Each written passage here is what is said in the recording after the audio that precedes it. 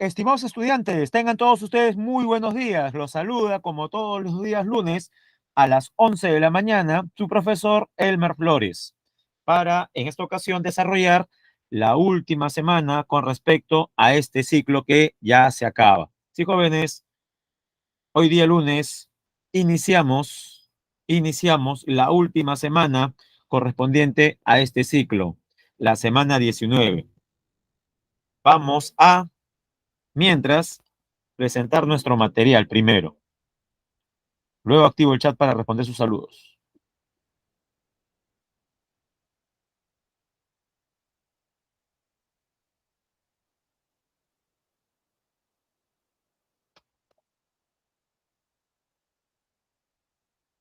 ¿Y en qué consistirá la semana 19? Algo les había mencionado yo la semana pasada. Vamos a resolver 18 preguntas de cada curso. ¿Por qué 18? Porque fueron 18 las semanas del ciclo donde se desarrollaron temas. La 19 es de repaso. En el primer bloque trataremos de hacer 18 preguntas de geografía y en la última parte, hasta el final de la clase, las 18 preguntas correspondientes a educación cívica. Primero lo primero, jóvenes. Se observa en su pantalla, ahí recibimos los saludos de la alumna Julia Alvarado. ¿Cómo está, señorita Julia Alvarado? ¿Qué tal? Y jóvenes, como les comentaba, les preguntaba si se visualizaba la diapositiva que dice repaso de geografía. A ver, me confirma por favor por el chat. ¿Se ve o no se ve?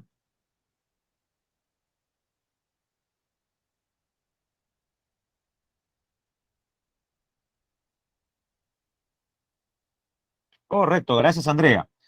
Bueno, como les dije, vamos a, por última vez, a saludar a, en este caso, comenzamos con Milagros, Nancy, Shari, Nayeli, Carmen Gabriela, como dijimos, a la alumnita Julita Alvarado y también a Andrea.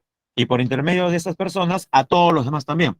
Sí, ya me hacía raro que solamente féminas saluden. También representando a los varones, ¿no? Ángel Raúl. Buen día, Ángel, ¿qué tal? Comencemos entonces, jóvenes, con la primera pregunta, que dice así. La pregunta 1, obviamente, tratará sobre la semana 1. ¿Recuerdas algo de la semana 1?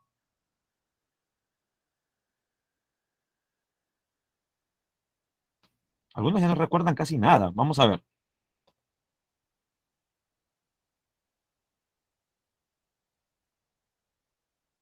Ya, ahí va. Ejercicio número 1. En la siguiente imagen se presentan algunas líneas imaginarias y puntos terrestres. A partir de su observación, determina el valor de verdad de los siguientes enunciados relacionados a las letras A, B, C y D. Yo sé que algunos ya tienen la respuesta, ya han estado resolviendo las preguntas, pero jóvenes, la idea es sacarle el máximo provecho a cada pregunta. Entonces, vayamos por partes. Dígame, ¿el punto A se ubica en qué parte del mundo? ¿En qué continente o región continental se ubica el punto A?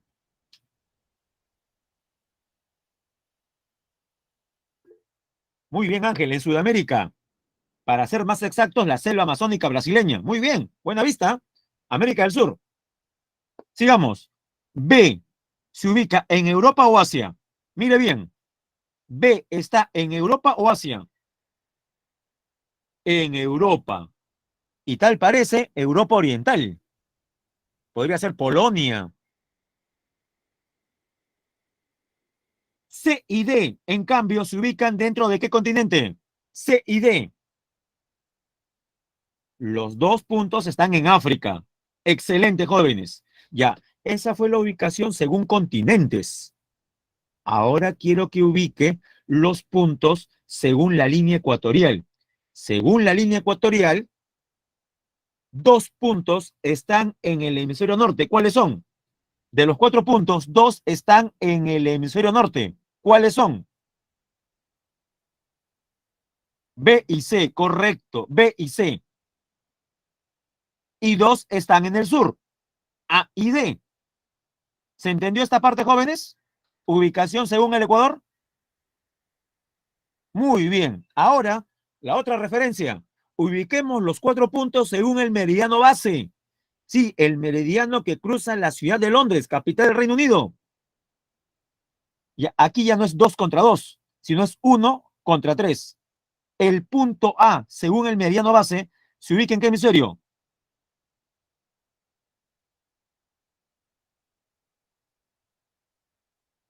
En el hemisferio oeste, correcto, Milagros.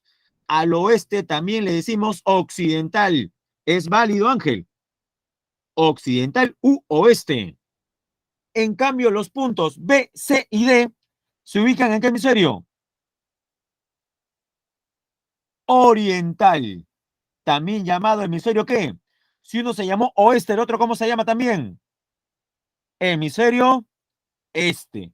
Aunque la costumbre es más llamarle oriental. Hemisferio oriental.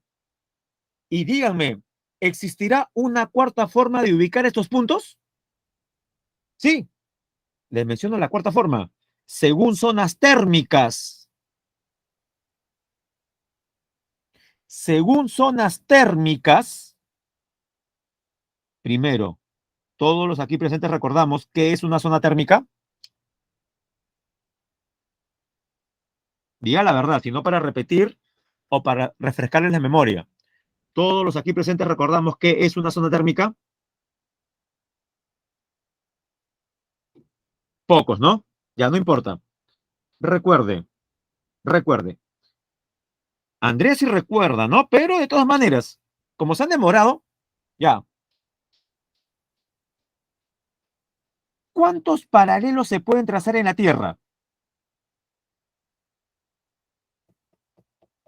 ¿Cuántos paralelos se pueden trazar en la Tierra? Infinitos, correcto. Infinitos paralelos. Pero de esos infinitos, ¿cuántos son los más importantes? 4. ¿Cuáles son esos 4? Los 2 trópicos, Cáncer en el norte, Capricornio en el sur, y los 2 círculos polares, Ártico el del norte, Antártico el del sur. ¿Identifica usted en el gráfico los 2 trópicos?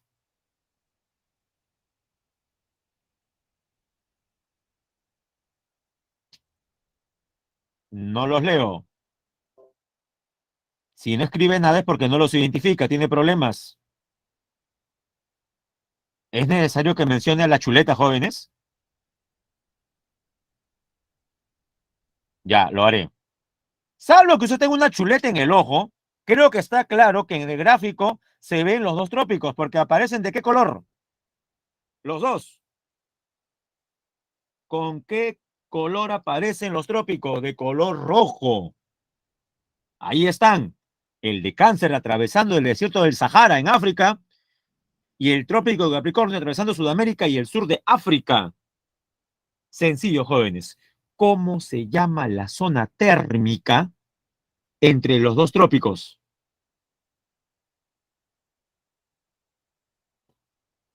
Zona tropical. Muy bien. ¿Ve cómo no es difícil? Esa zona térmica se llama tropical. También se le puede decir tórrida. Tropical o tórrida. Y dígame, en la zona tropical, ¿la incidencia de la radiación es tangencial o vertical? ¿Cómo caen los rayos solares en esta zona tropical? En forma vertical, es decir, perpendicular.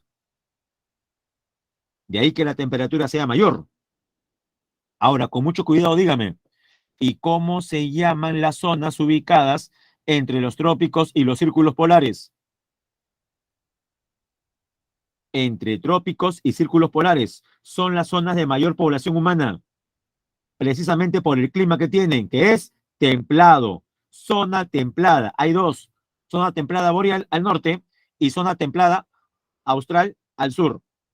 Y lo último, ¿cómo se llaman las zonas térmicas ubicadas en los extremos?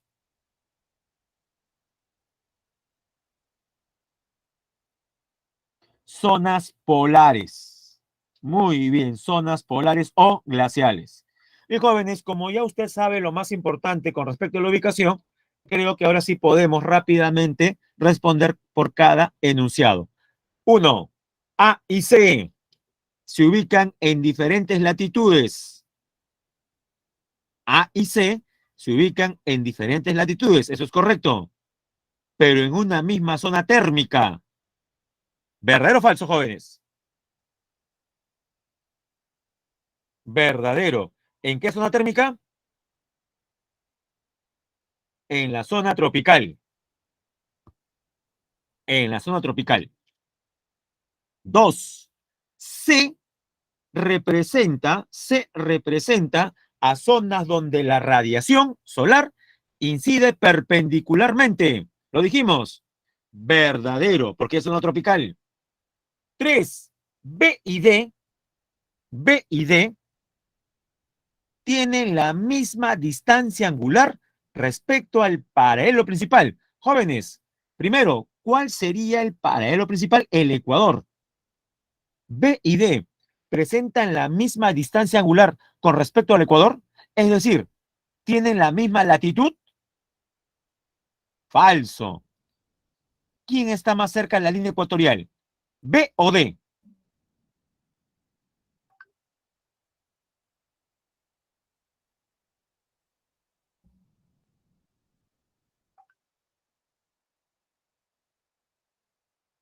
D está más cerca, ¿no? D está más cerca.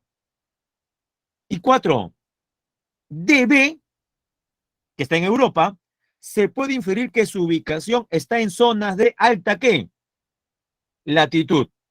Ya. Llega a ser zona de alta latitud, recuerden, la latitud va de 0 a 90. 0 en el Ecuador, 90 en los polos. Y se divide en tres. Baja latitud, de 0 a 30. Usted, de 30 a 60.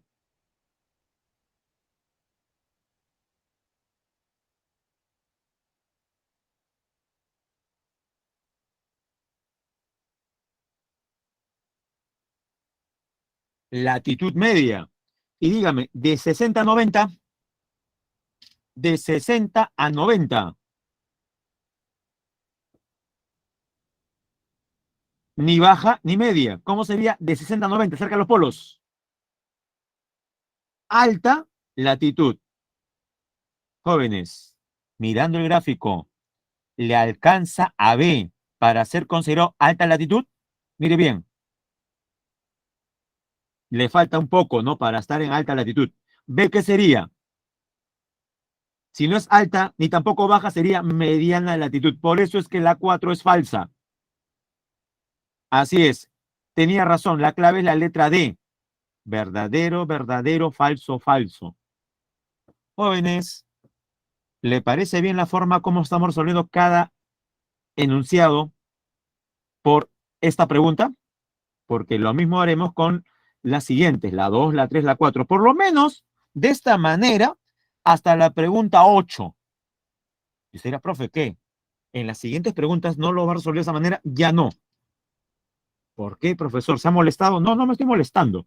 Lo que sucede es que se supone que la resolución de preguntas como de los temas 13, 14 o 18, dado que se han explicado hace pocas semanas, no requieren de que yo les refresque mucho la teoría. Aquí lo he hecho en forma pausada, en forma lenta, para que usted tenga el tiempo de recordar algunas cosas. Jóvenes, estamos en la semana 19. Esto lo vimos en la semana 1. Restemos. 19 menos 1. ¿Cuántas semanas han pasado? 18. Casi, casi 4 meses y medio. Si esto lo vimos cuando usted era 4 meses y medio más joven. Ahora es 4 meses y medio mayor. Entonces, los conocimientos podrían de repente no estar todavía muy clarificados o olvidados. Muy bien. Lo mismo haremos con la pregunta número 2. Ahí va.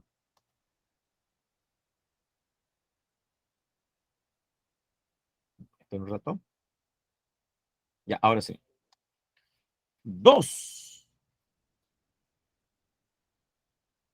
En una sesión de aprendizaje del curso de geografía, los estudiantes se percatan que en un planisferio, nótese que es un planisferio, o sea, se ve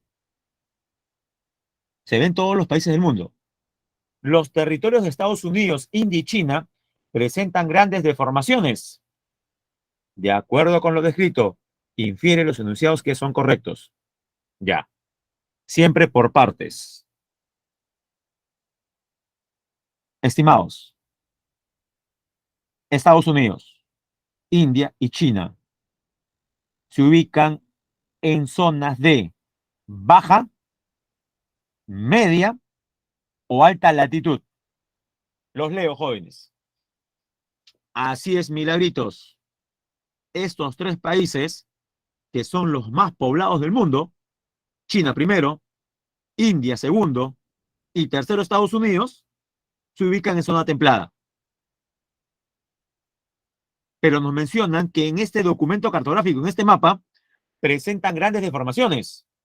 Recuerda lo que vimos en cartografía.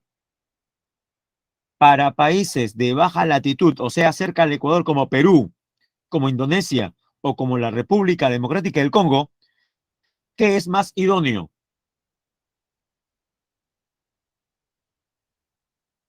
Es más idónea una proyección cilíndrica, cónica o azimutal, polar. Para países de baja latitud, de 0 a 30 como el Perú, cilíndrica.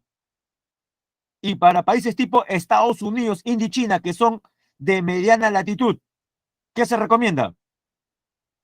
Cónica. En la cónica, estos países presentan poca deformación.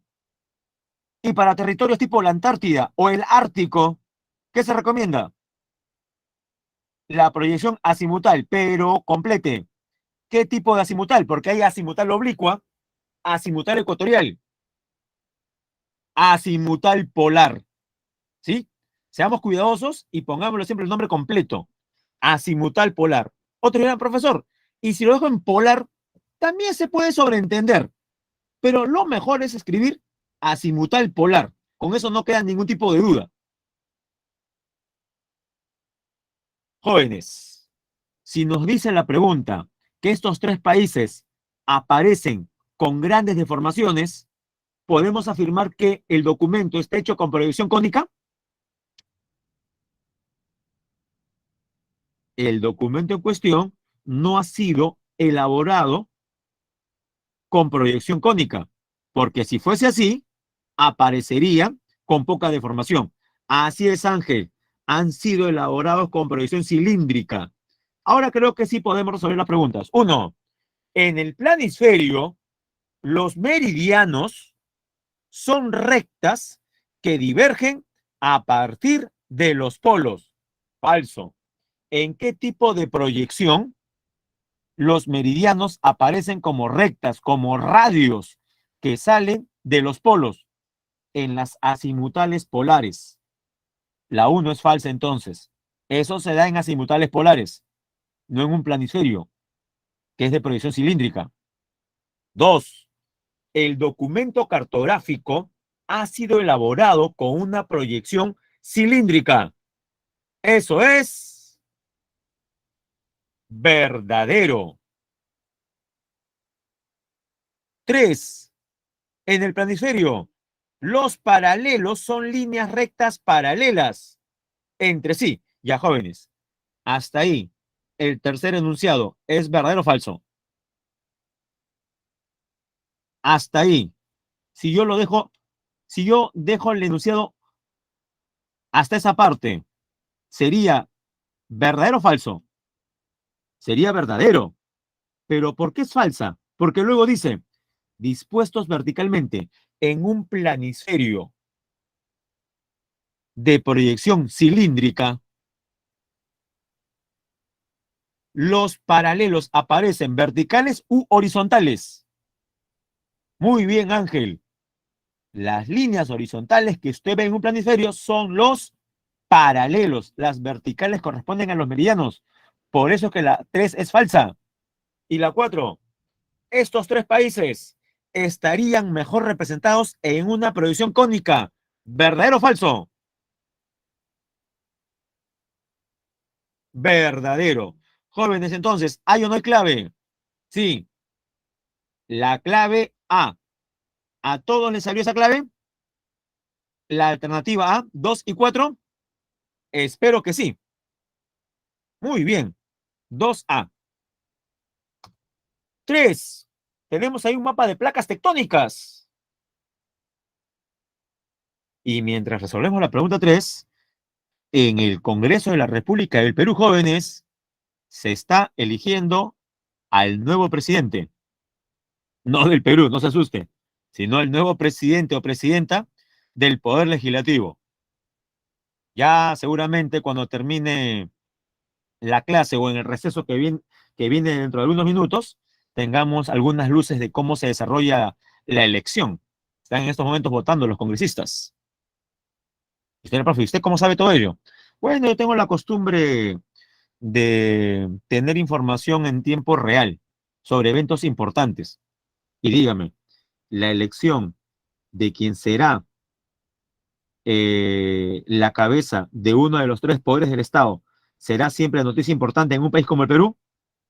Por supuesto, especialmente por un aspecto, dado que el clima político es muy inestable en los últimos años, quien sea elegido presidente o presidente del legislativo podría de alguna manera acabar siendo presidente de la República. Existe la posibilidad de que el presidente o presidenta del Congreso sea también jefe de Estado. También. De ahí la importancia de saber quién está en la presidencia del Congreso. A veces creemos que es un puesto de consuelo, ¿no? Presidir el Congreso no debe ser muy importante. Lo es, lo es. Muy bien, jóvenes. Ahora sí, regresemos a las placas tectónicas. Ah, por si acaso, en el mapa de placas tectónicas, ¿qué tipo de símbolo es el que aparece de color rojo? Vemos un montón de marcas rojas. ¿Qué son? Son flechas. Esas flechas, ¿qué están indicando? El movimiento de las placas. Correcto, Andrea.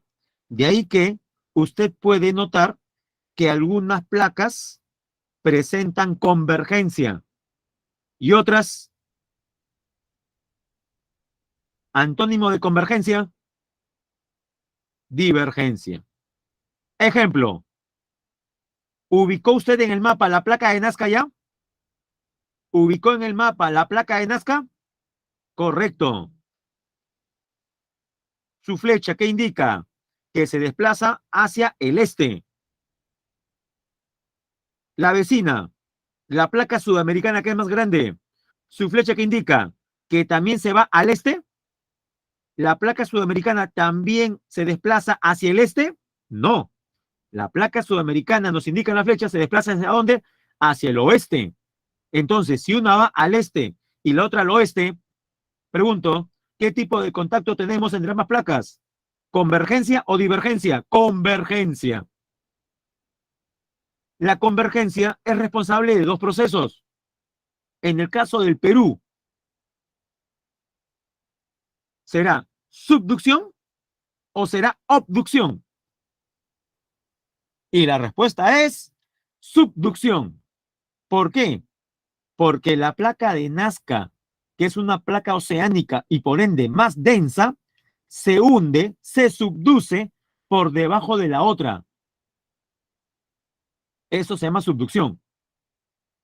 Resultado, el levantamiento de los Andes. Resultado, actividad volcánica. Resultado, movimientos sísmicos. Las tres consecuencias de la convergencia de placas tectónicas. Entonces, para que se produzca la subducción, ¿cuál es el requisito principal? Que una de las placas sea ¿qué? Oceánica. En cambio, ¿qué pasa si las dos fueran continentales?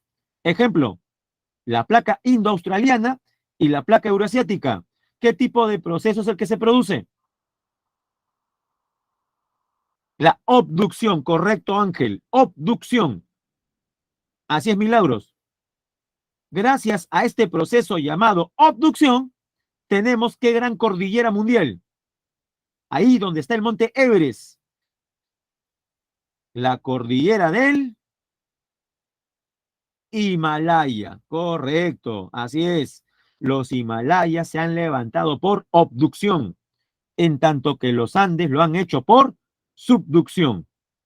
¿Se entendió entonces, jóvenes, la diferencia entre ambos procesos generados por la convergencia? Por supuesto que sí. Y ahora dígame, en medio del océano Atlántico, vemos flechas que indican convergencia o divergencia. Mire bien, por favor, en medio del océano Atlántico, o sea, entre América por un lado y Europa y África por el otro. Las flechas indican divergencia.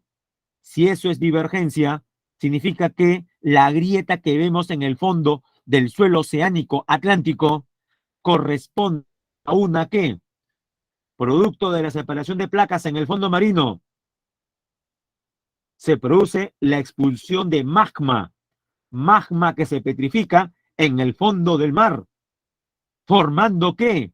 Cordilleras submarinas llamadas dorsales. Correcto, Nayeli. Esas cordilleras se llaman dorsales. Entonces, es correcto afirmar que las dorsales oceánicas se forman por divergencia de placas tectónicas. Como ya hicimos un recordar de la principal, de los principales términos sobre placas tectónicas, sobre geodinámica interna, ahora sí podemos resolver las preguntas sin mayor problema. Uno, en el límite entre las placas de Nazca y Sudamericana se forma una zona de subducción. ¿Verdadero o falso? Verdadero. Dos, el límite entre las placas indo-australiana y pacífica es similar a la que se encuentra entre la norteamericana y la euroasiática. Veamos. Ubiquemos a Australia, jóvenes. ¿Ubicó a Australia en el mapa? ¿Ubicó a Australia en el mapa? Ya. ¿Qué indica la flecha? Que se dirige hacia el este.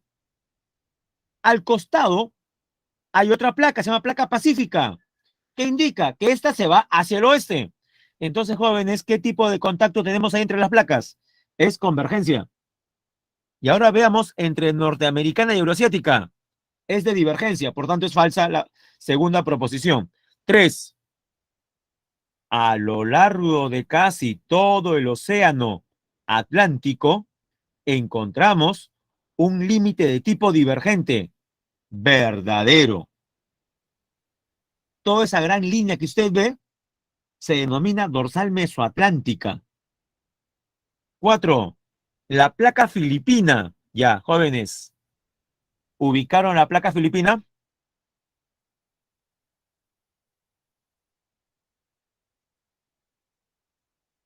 Muy bien. La placa filipina, ¿nota usted que tiene forma de rombo?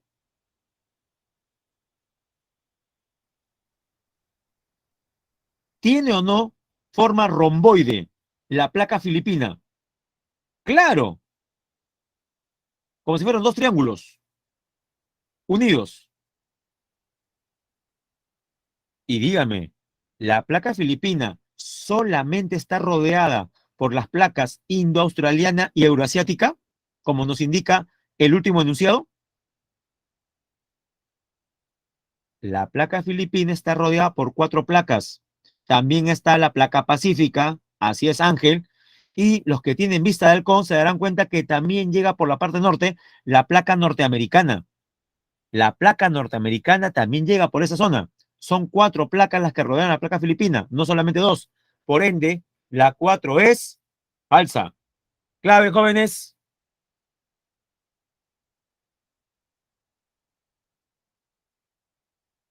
La letra D, 1 y 3.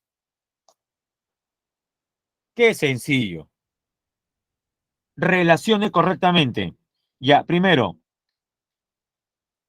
la foto que aparece en la parte superior izquierda, muchos dirán, profesor, es una playa. Yo me he bañado hoy, profe.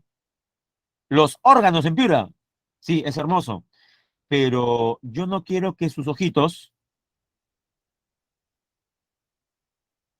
se concentren en la playa de arena blanca, sino nota usted una terraza levantada al costado de la playa con color marrón claro. ¿Se nota, jóvenes, o no? Ya. Ese territorio antes se encontraba debajo del mar. Se ha ido levantando en los últimos siglos. Dígame cómo se llama ese relieve. En proceso de levantamiento. Contienen importantes reservas de petróleo y gas natural. No me diga que ya se olvidó. ¿Cómo se llaman? Correcto, tablazos. Es el tablazo de los órganos al costado de la playa del mismo nombre. Segunda foto. Se ve un río en la segunda foto, jóvenes. Observa el río. Así es. Se los presento. Es el río que forma más pongos. El río Marañón. Y la zona corresponde cuando el río Marañón destroza, desgasta, erosiona, degrada la cordillera oriental, formando el pongo de Rentema. Esto es en la región o departamento de Amazonas. Tercera foto. En el centro de la tercera foto se ve un bloque rocoso a manera de columna que asemeja la forma de una serpiente. Así es. ¿Qué nombre le han puesto los lugareños a esta columna rocosa, petrificada? Nombre, la cobra. No muy lejos de la cobra, también tiene al oso de anteojos, al perrito parado, a la tortuga, al elefante. Usted dirá, profesor, o sea, hay un zoológico por ahí, todos petrificados. ¿Cómo se llaman esas zonas donde las rocas han sido modeladas por el viento, adquiriendo formas caprichosas? Esos relieves tienen un nombre. ¿Alguien recuerda? Ya. Ajá. Bosque rocoso. Bien, Ángel. Bosque rocoso. Y eso es más difícil, jóvenes. ¿Cómo se llama este bosque rocoso ubicado en Pasco?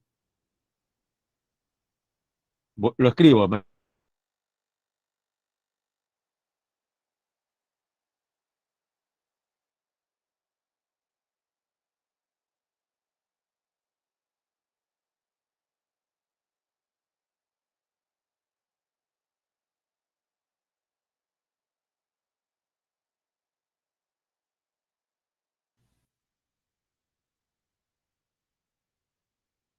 Bien, jóvenes, no se asusten. Ya regresé. Parece que hubo una interferencia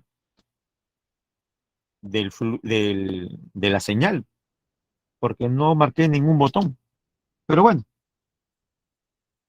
vamos a presentar de nuevo, no se preocupe. Miren, curioso, ¿no? Esto nunca nos había pasado y se da en las últimas semanas.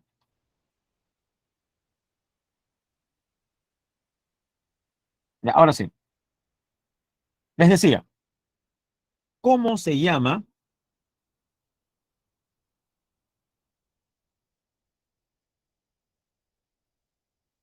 este tipo de relieve? Bosque rocoso.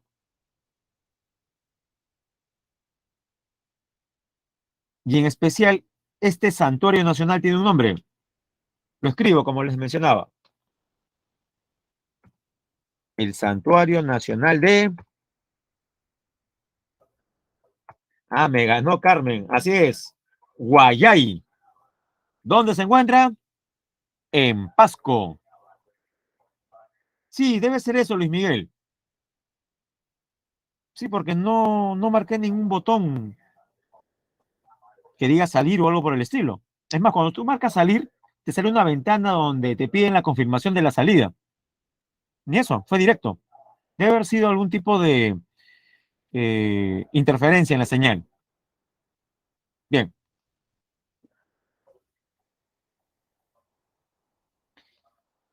Y la cuarta foto corresponde a una cordillera importante del Perú, la de Waiwash, ubicada entre Huánuco, Ancash y Lima. ¿Por qué es importante? Porque en esta cordillera encontramos a la segunda montaña más alta del Perú. Yo sé que usted está en condiciones de decirlo. ¿Cómo se llama la segunda montaña más alta del Perú? Perfecto, Carmen. Yerupajá. No se olvide de la tilde, ¿ya? Estimada Carmencita, ¿ya? Yerupajá. El primero es el Huascarán. Dicho esto, jóvenes, creo que está sencillo. Los órganos, que es un tablazo, ¿con qué letra se corresponde? Con la C. Terraza levantada por la compensación isostática, o sea, por isostasia. Eso es un tablazo. 1C. 2. Pongo de Rentema. Recuerda que los pongos son cañones ubicados en la ceja de selva. ¿Con cuál sería? ¿Con qué letra? Con la D. Valle de paredes abruptas debido a la erosión fluvial. En este caso, jóvenes, ¿de qué río? El pongo de Rentema ha sido erosionado por las aguas de qué río? El río Marañón, el río que tiene mayor potencial hidroeléctrico. Así es, Ángel. Tercera foto, la cobra en Pasco. ¿Qué tipo de agente de la naturaleza ha modelado la roca hasta darle forma de cobra? El viento, por tanto, marcamos sería con la A. 3 con A. Bloque rocoso degradado por la acción del viento, o sea, por la erosión eólica. Y la última, si es una cordillera, ¿qué sería? B. Plegamiento resultante de movimientos orogénicos. Dígame, ¿hay o no hay clave? ¿Cuál es? 4. Marcamos la alternativa D. 1C, 2D, 3A y 4B.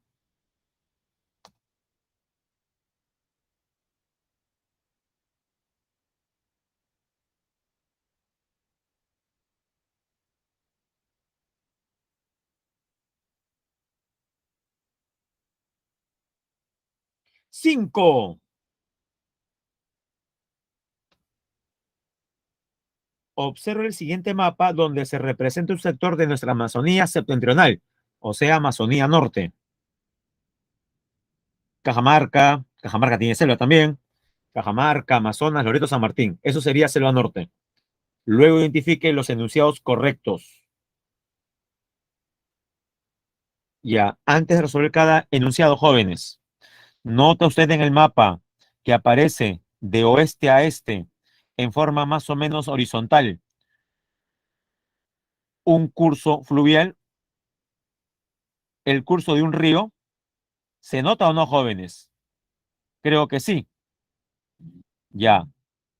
¿Qué río cree usted que es? Mira, profe, ¿cómo puedo saber eso? Se puede inferir porque este río en la parte central del mapa forma el Pongo de Manseriche. Y el río que forma el Pongo de Manseriche es el mismo río que forma el Pongo de Rentema. Está en lo correcto, Carmen.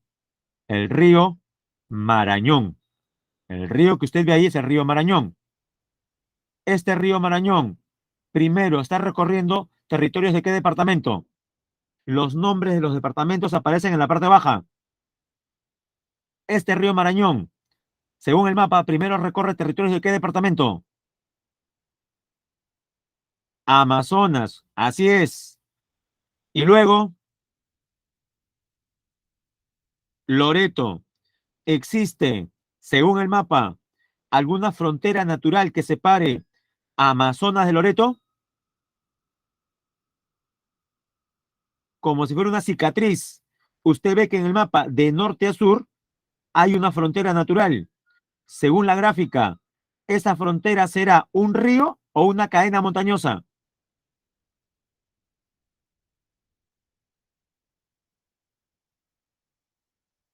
Esa marca que vemos como cicatriz de norte a sur, ¿será un río o una cordillera? Así es una cadena montañosa, es una cordillera. Y aquí lo difícil. ¿Cuál de las tres cordilleras longitudinales que tiene el Perú será? Profe, ¿cuáles son las tres? Ya, les digo los tres. La cordillera occidental, la cordillera oriental o la subandina. La que vemos aquí, muy cerca a la selva, ¿será la occidental, la oriental o la subandina?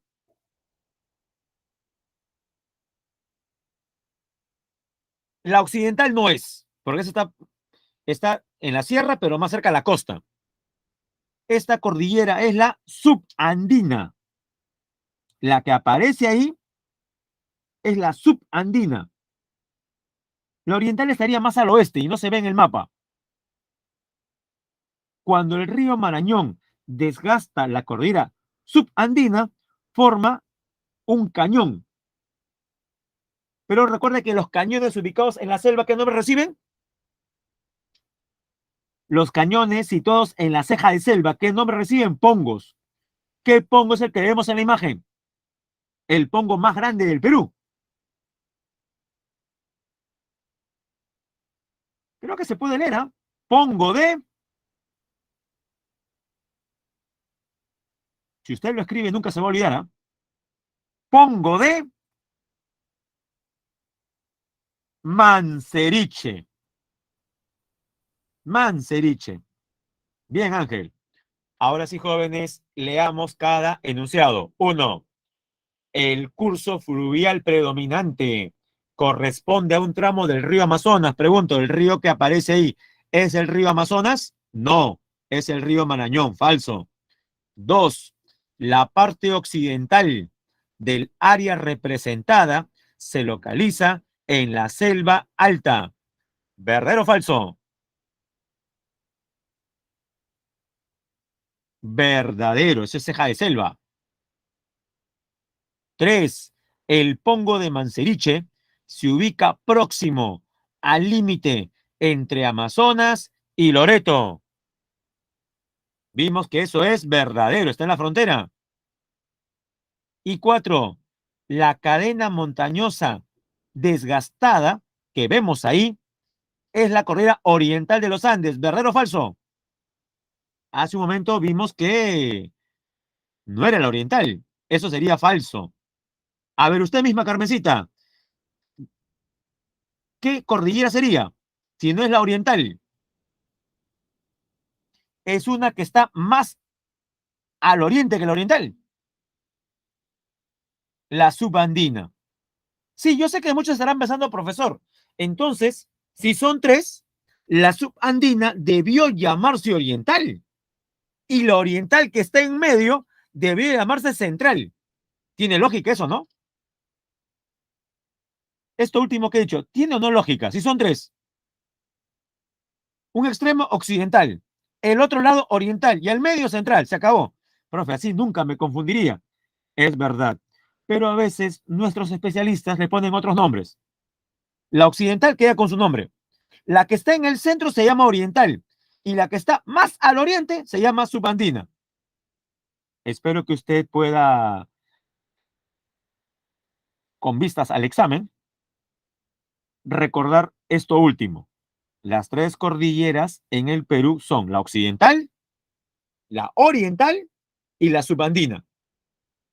La oriental está en medio de la occidental y la subandina. Jóvenes, a todo esto, ¿cuál es la clave? En las 5. Entonces, marcamos la alternativa A, 2 y 3. Sigamos avanzando.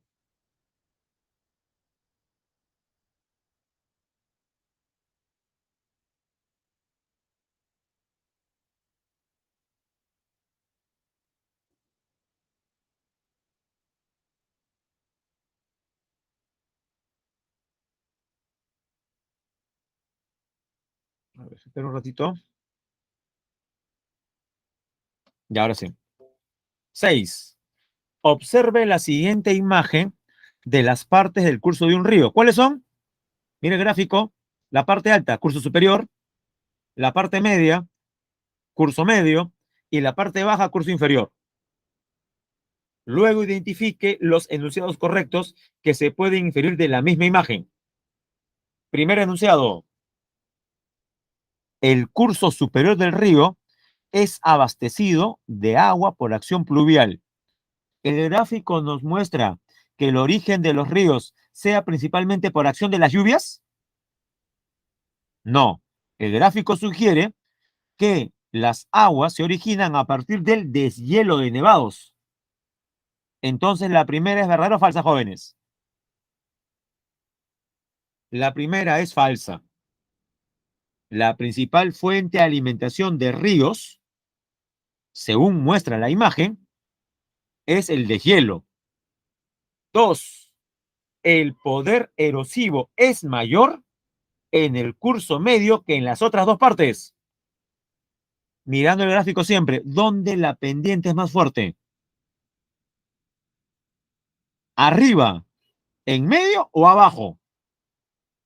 ¿Dónde la pendiente es más fuerte? Arriba, en el curso superior. Y si arriba, en el curso superior, la pendiente es más pronunciada, el río entonces tendrá mayor poder erosivo. Eso significa entonces que la segunda alternativa también es falsa. El mayor poder erosivo se da en el curso superior, por la pendiente. 3. La época de vaciante. Profe, ¿qué es vaciante? La época en la cual el río tiene menos caudal y coincide con el invierno. La época de vaciante es más notoria en el curso superior del río. Jóvenes, ¿dónde se notará más la ausencia de caudal del río? ¿En la zona más poblada o en la zona despoblada? Donde el poco caudal generará mayores efectos en la zona más poblada y será más notorio, correcto, será más notorio por las personas que el caudal ha bajado. Así es, jóvenes. Por tanto, la 3 es falsa. 4. Su curso bajo es sinuoso. Vemos la imagen y sí, con formaciones de meandros. ¿Se nota que hay un meandro en la parte final del dibujo? ¿Nota el meandro? ¿Las curvas? Se notan. La única correcta entonces es la 4. Por tanto, ¿qué clave marcamos? Si solamente es correcta la 4. La B. Marcamos la clave B. 7. En el territorio peruano existen una serie de diferentes condiciones atmosféricas debido a varios factores que permiten generar una gran diversidad climática, que hace que nuestro país sea considerado una de las síntesis climáticas mundiales. Con relación a esto último del clima del Perú, se refiere a la diversidad, identifique lo correcto. Veamos. 1. La corriente peruana, es decir, la corriente de Humboldt, influye en el clima de la costa centro y sur, con escasas precipitaciones, verdadero. 2. La cordillera de los Andes origina una gran diversidad climática, eso es correcto, pero dice aquí solo en el sector occidental. ¿Sería entonces verdadero o falso?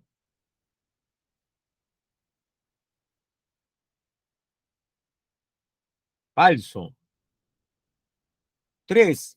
El ciclón ecuatorial y el anticiclón del Atlántico Sur, el que está asociado al friaje, influyen con abundantes precipitaciones en el clima de la costa. El ciclón ecuatorial influye en la costa norte, sí, pero el anticiclón del Atlántico Sur influye en la costa. Falso. 4. El anticiclón del Pacífico Sur intensifica las garúas, es decir, las lloviznas, en la zona costera de Ica, dicen aquí, en la estación de invierno. No solamente de Ica, también de Lima, de la costa de Ancash, de la Libertad, hasta Lambayeque y parte de Piura, y por el sur hasta Tacna. Toda la costa centro y sur es influenciada por el anticiclón del Pacífico Sur. Por ende, la última es verdadera. Jóvenes, ¿cuál sería la clave entonces? En la 7. La letra C, 1 y 4. 8, más cortita. El Centro de Prevención y Control de Emergencias y Desastres del sector salud, o sea, del MINSA, advirtió que la temporada de bajas temperaturas tiene un posible inicio en el mes de abril, donde las heladas afectarán a diferentes provincias y distritos. Para ello se viene trabajando en ejecutar medidas para reducir sus impactos en la población. Según la información, ¿qué regiones serían las más afectadas por este fenómeno climático? Es decir, las heladas. Jóvenes, ¿las heladas se dan en la costa? No. ¿Las heladas se dan en la selva? No. En la selva se produce un fenómeno llamado friaje, pero helada no. Estimados, ¿dónde se dan las heladas? En las partes altas de la sierra. Por ende, la clave sería la A. Puno y el resto del sector surandino. Profe, ¿la B por qué no? Si Arequipa tiene sierra. Pero ¿qué dice después? Y el sector surcosteño. En la C, en la Sierra Norte podría ser, pero no en Loreto. Y la D, ¿por qué es incorrecta la D? ¿Por Cajamarca o por la costa central? La clave D, ¿por qué sería incorrecta? ¿Por Cajamarca o la costa central? ¿Qué invalida la clave D? La costa central. Cajamarca tiene sierra, podrían darse heladas. Podrían darse heladas. En la costa no. 8, entonces la A. 9. Sobre biomas, el bosque tropical, es decir, la selva, viene siendo objeto de una agresión progresiva por parte del hombre. Al respecto, una investigadora señala lo siguiente: mucha gente cree que para compensar lo que perdemos en estos ecosistemas es suficiente plantar árboles en otros lugares, pero no es así. A partir de lo mencionado, identifiquen las consecuencias irreparables que se presentan en el referido bioma. Es decir, jóvenes, por más que reforestemos, ya hay consecuencias que no se pueden revertir. En torno a las consecuencias que no se pueden revertir, veamos. 1. Reducción de bosques con mayor capacidad para retener carbono. Eso es verdadero. Los bosques tropicales son los que más carbono absorben. Con su deforestación se reduce también la capacidad de almacenar carbono y atenuar el cambio climático. Lo uno es verdadero. 2. Decrecimiento de lluvias, o sea, menos lluvias. ¿Y por qué? Generadas por la evapotranspiración. Recuerde que los árboles también respiran. A este proceso se le conoce como evapotranspiración. La evapotranspiración generada por las plantas produce mayor o menor humedad. Dígame, si usted tiene cerca acaso un arbolito, en el arbolito el aire ¿es o no más fresco? Pregunta para aquellos que tienen arbolito en la casa o arbustos. Debe haber aquí alguna persona que tenga plantitas en gran cantidad. Ajá. Así es. Ángel nos dice, profesor, tiene razón, es más fresco. Y es más fresco precisamente porque las plantas hacen que el aire tenga un poco más de humedad que en los alrededores mediante evapotranspiración.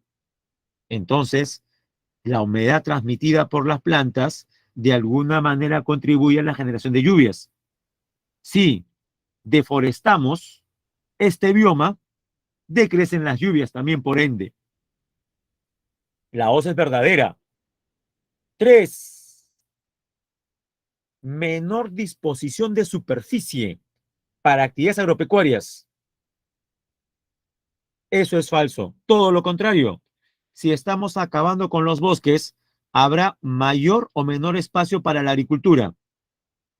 Por eso es que se queman los bosques, para que los territorios ahora sean incorporados a la actividad agrícola. A ver, habría mayor disposición. La 3 es falsa. 4. Disminución de especies endémicas y aparición de enfermedades. Eso es verdadero. Por tanto, en la 9, ¿cuál es la clave? En la 9, la clave, la letra D. Bien, jóvenes, los dejo con la pregunta 10 y regresamos a las 10, a las 12:10. ¿Le parece? Dentro de 14 minutos. Perfecto, jóvenes. Entonces, un comercial y regreso.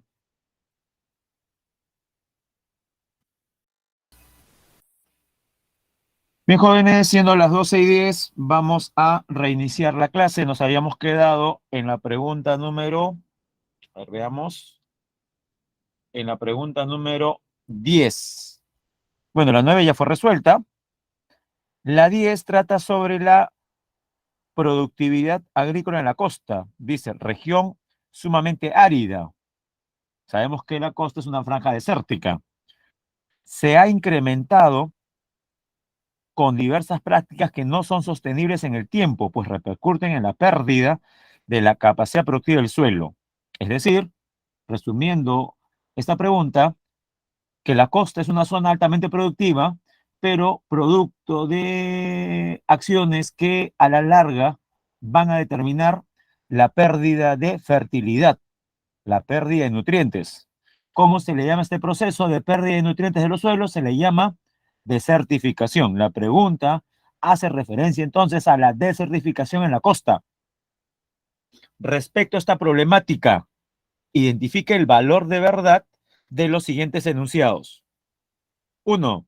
Los valles de la llanura costera presentan los suelos agrícolas con mayor degradación en el país. Verdadero.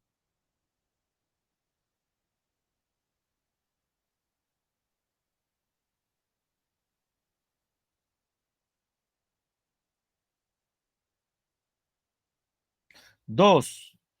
El sobreriego es un procedimiento tecnificado que permite recuperar la riqueza de la superficie.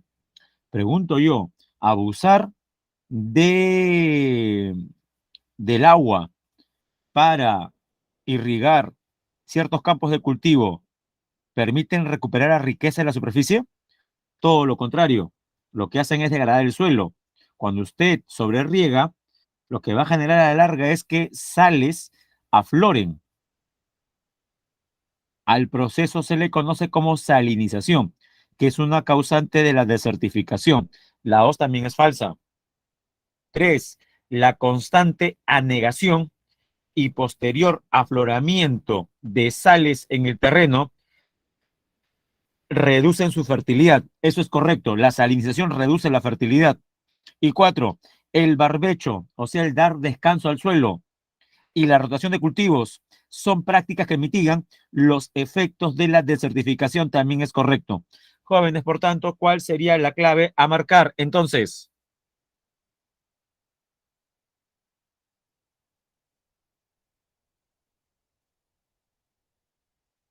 en la pregunta 10, ¿qué marcamos entonces? La A. Todas son correctas menos la segunda. Sigamos.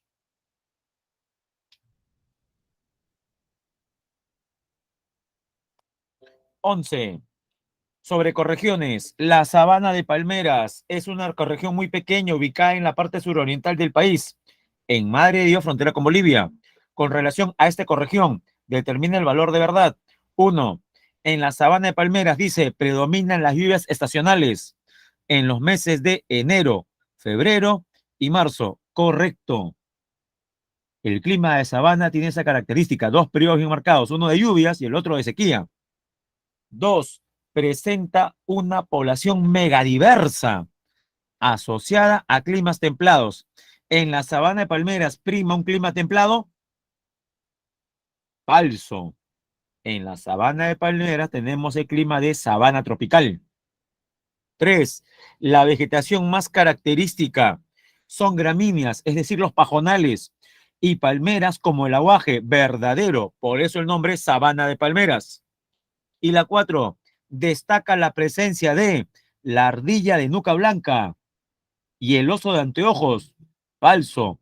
El oso de anteojos, si bien es cierto, lo encontramos en varias ecorregiones como la Puna y los Altos Andes, la serranía esteparia, la selva alta, el bosque seco, no es propio del, de la sabana de palmeras. Tampoco la ardilla de nuca blanca que la encontramos en el bosque seco y también en el bosque tropical del Pacífico, en la costa norte. Jóvenes, entonces, ¿cuál sería la clave a marcar? aquella que diga verdadero, falso. La letra C. 12. El Santuario Nacional de Tabaconas Nambaye, localizado en Cajamarca, cuenta con un plan de protección de especies de flora y fauna del páramo. A partir del texto, identifique los enunciados correctos respecto a esta unidad de conservación. 1. La entidad encargada de su administración es el SINAMPE, es decir, el Sistema Nacional de Áreas Naturales Protegidas por el Estado. Esta, tenga cuidado, parece verdadera, pero ¿el Sistema Nacional de Áreas Naturales es una entidad encargada? ¿Es un organismo? Falso. El organismo encargado de la administración de este sistema recibe el nombre de CERNAM. La institución se llama Servicio Nacional de Áreas Naturales Protegidas por el Estado, que administra este sistema. ¿Significa entonces, jóvenes, que la 1 es verdadera o falsa? ¿Qué marcamos en la 1? Falso, porque la entidad es el CERNAM. 2. En la referida ANP podemos encontrar bosques secos. Falso. Los bosques secos los encontramos, como indica el nombre, en el bosque seco ecuatorial. 3. El tapir andino, también llamado tapir peludo, tapir enano, el oso de anteojos y el venado colorado son algunas de las especies protegidas en esta área. Verdadero. 4. El área de protección es una zona de carácter intangible. Los santuarios y los parques nacionales son intangibles. Solamente se permite la investigación científica y el ecoturismo. Jóvenes, entonces, ¿qué clave? La clave sería la letra C, 3 y 4. Número 13. Sobre la agricultura, nos mencionan que hay dos formas, extensiva e intensiva. En relación a esta última, o sea, la intensiva, determina el valor de verdad. 1. La mayor superficie agrícola se encuentra en la región andina. Jóvenes, ¿dónde predomina lo intensivo? ¿En la costa o en la sierra? En la costa, no en la sierra. En la sierra también hay casos, hay valles donde se practica este tipo de agricultura, pero no es lo más desarrollado. 2. Algunas de las herramientas más utilizadas por la agricultura intensiva serán la chaquitacya y la raucana que vienen de la época del incanato. No. La agricultura intensiva se caracteriza por ser mecanizada. 3. Esta modalidad usa tierras de secano, aprovechando la humedad del suelo. ¿Verdadero o falso? Recuerde que secano se refiere a aquella que depende de las lluvias. Y la dependencia de lluvias se da más en la sierra. La 3 también es falsa. Y la 4, utiliza insumos químicamente procesados que incrementan su fertilidad. Verdadero. Bueno, más que la fertilidad, la producción, ¿no? Porque a la larga dijimos que el uso y abuso de químicos generan deterioro de la calidad en cuanto a nutrientes del suelo. Pero bueno, vamos a hablar como verdadera, ¿ya? 4, verdadero. Clave, jóvenes, entonces,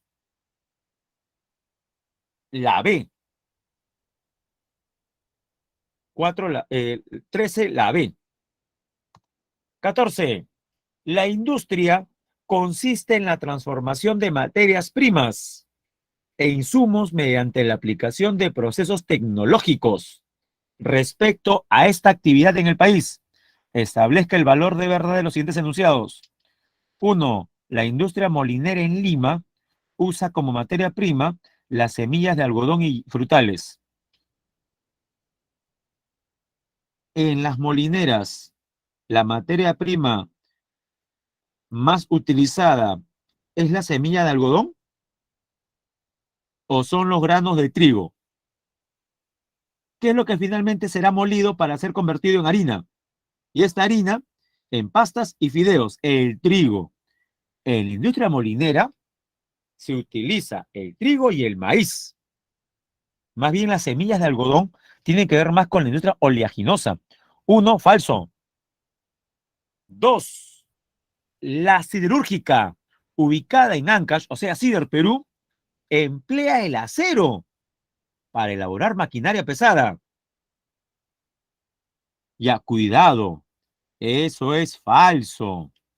Una siderúrgica usa como materia prima el hierro y lo convierte en planchas de acero. Profesor, ¿y cómo se llama la industria que transforma las planchas o varillas de acero en maquinaria? Esa es otra industria derivada de la siderúrgica. Recuerda cuando vimos este tema hace algunas semanas. Tampoco es metalúrgica, cuidado, ¿eh? La metalúrgica refina los metales, se llama correcto, Nayeli, es la metalmecánica. Es más, yo recuerdo en esa clase haberle puesto un montón de ejemplos para que no confunda la siderúrgica con la metalmecánica. Pero joven, no se preocupe, como ha pasado mucho tiempo desde esa clase, es comprensible que existan por ahí algunas dudas. Espero hayan sido disipadas con esta explicación. ¿Puedo, jóvenes, entonces asumir que usted en el futuro ya no se va a volver a equivocar entre lo que es una cirúrgica y lo que es una metalmecánica? Ya, repito, en una siderúrgica, el hierro se convierte en acero. En una metalmecánica, ese acero sirve de insumo para la fabricación de maquinaria. Bien, la OS también es falsa. 3. El mayor desarrollo de la industria textil se concentra en Lima y Callao. Verdadero. Y dígame, en Lima, ¿en qué distrito? Le ayudo. La Victoria. Y en La Victoria, ¿en qué zona? ¿Cómo se llama el emporio textil ubicado en el distrito de La Victoria? Gamarra. 3, verdadero. Correcto, Carmen. Gamarra. 4. La Pampilla y Conchán son refinerías que contribuyen al desarrollo de la petroquímica en el Perú. Correcto, porque transforman el crudo, el petróleo, en gasolina, en diésel, en queroseno y otros derivados más. Jóvenes, esto significa que en la 14, ¿qué clave marcamos? En la 14, ¿qué clave marcamos? La C. Falso, falso, verdadero, verdadero. 15. El censo del 2017 arrojó una serie de resultados estadísticos sobre las características de la población. Con respecto a lo anterior, identifique lo correcto. 1. La población se encuentra en un proceso de envejecimiento gradual, claro está, pero sí, cada vez es mayor la esperanza de vida y año a año aumenta el porcentaje de población mayor de 60 años. No es mayoritaria, pero cada vez tiene mayor puntaje. Verdadero. 2. Las mujeres tienen mayor esperanza de vida que los hombres. Eso sí recuerdan muchas señoritas. ¿Eso es verdadero o falso? Eso es verdadero. ¿Recuerda usted una de las razones? Me imagino que sí. ¿Quiénes fuman y toman más alcohol? ¿Quiénes fuman más tabaco y toman más alcohol? ¿Los hombres o las mujeres? En promedio, los hombres. Por ello que la esperanza de vida también es menor.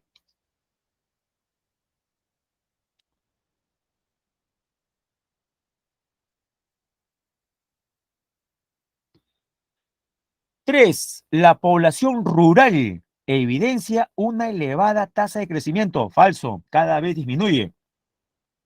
4. La población se concentra mayoritariamente en el área urbana. Verdadero. Cerca del 80% de la población del Perú vive en grandes ciudades o vive en ciudades. Jóvenes, por tanto, en la 15 la clave sería la letra A. 1, 2 y 4. Todas son verdaderas menos la tercera. 16. Ya. Sea cuidadoso. La imagen, la foto, es una manifestación tangible del fenómeno fronterizo. Es decir, se refiere al espacio fronterizo más pequeño. Por ende, jóvenes, así es, Carmen. La imagen corresponde al área de frontera, que es parte de la zona de frontera, que es la ciudad, que es la provincia. Y la zona de frontera pertenece al espacio más grande de todos, la región de frontera. Esos son los tamaños. Área de frontera, zona de frontera, región fronteriza. Pero, repito, la pregunta tiene que ver con el área de frontera. Veamos entonces. Uno, el espacio en cuestión, dice, sirve de soporte al área. Falso. La foto ya corresponde al área.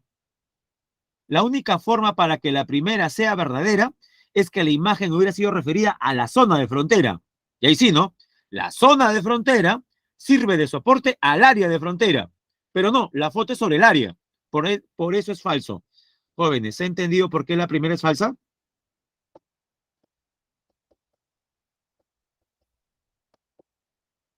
Gracias, Carmen. Dos, es un lugar de tránsito para las personas que, como vemos en la imagen, se dedican al comercio. Verdadero. Tres, aquí se localizan los puestos de vigilancia y la oficina de migraciones. Verdadero.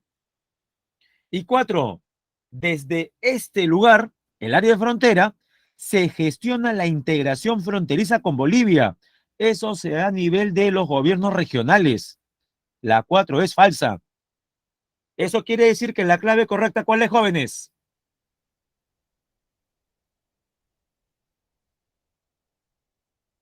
Aquella que contenga los enunciados 2 y 3. Si solamente son correctos 2 y 3, ¿qué clave marcamos? La A. 17. Relacione los sectores de Asia. Primero, Asia Norte, Asia Septentrional, o sea, Rusia, con la D. Posee grandes extensiones de bosques de coníferas, o sea, de taiga, de pinos. Dos, Suroccidente, Medio Oriente, con la C. Comprende países con grandes reservas de hidrocarburos, petróleo especialmente. Tres, Meridional, la parte sur, donde está la India, donde está Nepal. Se ubican los picos más altos del mundo, el Everest en Nepal y el K2 en la frontera con la India. Verdadero. Y la 4, Oriental, registran un IDH muy alto. Países como Corea del Sur y Japón. En la 17, la clave a marcar es la letra B. 1D, 2C, 3A y 4B. Y la última, sobre el continente europeo, establezca el valor de verdad de los siguientes enunciados. Uno, los montes Urales se ubican en la parte oriental y separan Europa de Asia. Estimados, esto lo vimos hace solamente una semana. El primer enunciado, ¿es verdadero o falso? ¿Los montes Urales separan Europa de Asia? Verdadero, verdadero. Dos, Alemania y Reino Unido atraen un mayor número de inmigrantes conjuntamente con Francia. Verdadero. Son los más desarrollados, son importantes focos de atracción. Tres, el río Danubio es el principal eje de comunicación entre las regiones central, donde está Alemania, porque el río Danubio nace en Alemania, y Europa Este, Europa Oriental. Verdadero, es el río más internacional, recorre 10 estados europeos. Y cuatro, los países que se ubican en Europa Oriental tienen un IDH muy alto. Ucrania, Rusia, ¿tienen IDH muy alto? Falso. Europa Oriental es la zona de menor desarrollo en el continente, si lo comparamos con Europa Central y Occidental. La 4 es la única falsa, por ende, la clave a marcar, ¿cuál es? Aquella que contenga como respuesta verdadero, verdadero, verdadero, falso. La A. 18, la A. Si no logró copiar las claves, ahí están, jóvenes, para el pantallazo respectivo. Ahora sí, voy a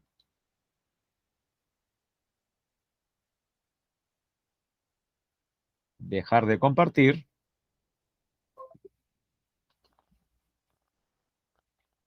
y presentaremos el repaso de educación cívica.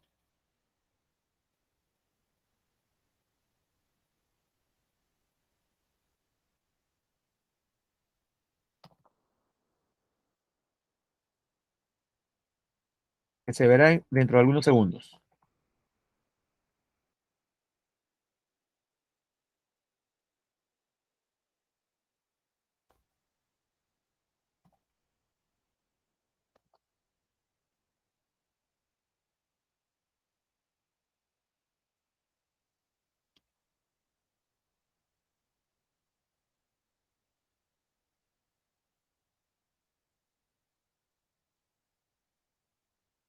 Bien, me confirma por favor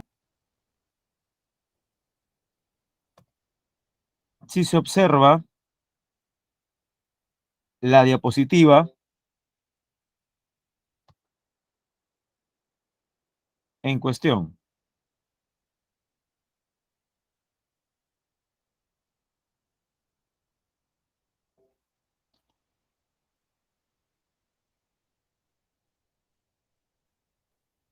Ya, ahora sí. Bien, jóvenes, sí. Repaso de educación cívica, semana 19. Pregunta 1. Un candidato a la presidencia de la República durante su campaña política precisó que en un eventual gobierno trabajaría para la población en general, a fin de que puedan alcanzar una vida digna. Jóvenes, acceder a una vida digna es un derecho que deberíamos tener todas las personas en el planeta. Para cumplir este propósito, el candidato promete más puestos de trabajo, o sea, que se cumple el derecho al trabajo, el acceso a la salud y educación de calidad, que también son otros derechos. Con lo descrito, la característica de los derechos humanos que se hace referencia, ¿cuál sería? La letra C. Muy bien, Ángel, muy bien. Muy bien, Carmen, correcto. La interdependencia, o sea, la interrelación entre los derechos. No se dan en compartimentos estancos por su propia cuenta. Existe estrecha relación entre uno y otro. Si el derecho de acceso a la salud va de la mano con la educación de calidad, el derecho a tener un trabajo y a la vida digna. 2. El Ministerio de Trabajo y Promoción del Empleo cuestionó al Consejo Regional del Cusco por emitir una ordenanza regional que declaró lo siguiente: es necesidad pública la priorización de la contratación de mano de obra regional local. Jóvenes, si se está priorizando que para que sean contratados prime que las personas hayan nacido en el mismo Cusco, con esta ordenanza, ¿no se estaría discriminando a los que no son del Cusco? Sí, y el derecho de trabajo, como todos los derechos, son universales. Entonces sí habría un tipo de discriminación. Ya. Yo sé que muchos dirán, profesor, entonces es la A, porque se está vulnerando el derecho a no ser discriminado. Y usted dijo, profesor, que la garantía que protege los demás derechos, menos el de libertad personal, porque tiene que ver con habeas corpus, o el de información, que tiene que ver con habeas data, es la acción de amparo, porque engloba a todos los demás. Ya, tiene razón desde ese punto de vista, pero se olvidó de la primera parte de la pregunta. El ministerio emitió, o mejor dicho, el Consejo Regional del Cusco emitió una ordenanza regional, o sea, una norma. Es la norma la que está infringiendo la Constitución al discriminar a las personas para acceder a un puesto de trabajo. Entonces, jóvenes, solamente habrían dos garantías entre las cuales usted podría dudar. ¿Cuáles son las dos garantías que se interponen cuando una norma afecta nuestros derechos? Uno, la acción de inconstitucionalidad, y la otra es la acción popular. Las dos se tramitan ante normas que vulneran los derechos. ¿Cuál es la diferencia? Esto lo debe recordar. Correcto. La jerarquía. La acción popular es idónea para normas de menor jerarquía. Ejemplo, un decreto supremo. Ejemplo, una resolución administrativa. En cambio, para normas con rango de ley, con peso de ley, como la ley propiamente, los decretos legislativos, las resoluciones legislativas, los tratados internacionales y las ordenanzas, tanto regionales como municipales. Y pregunto yo, ¿qué norma es la que se menciona en el ejercicio? Una ordenanza regional. De nuevo, una ordenanza regional, ¿tiene o no rango de ley? Concéntrese, por favor, en esa pregunta. Las ordenanzas, sean regionales o municipales, ¿tienen o no rango de ley? ¿Tienen o no peso de ley? Sí lo tienen. Y como tienen peso de ley, se aplica la acción de inconstitucionalidad. Marcamos entonces la B. Jóvenes, ¿se entendió por qué marcamos la B y no la A o la C? Espero que sí. Vamos entonces a la pregunta número 3.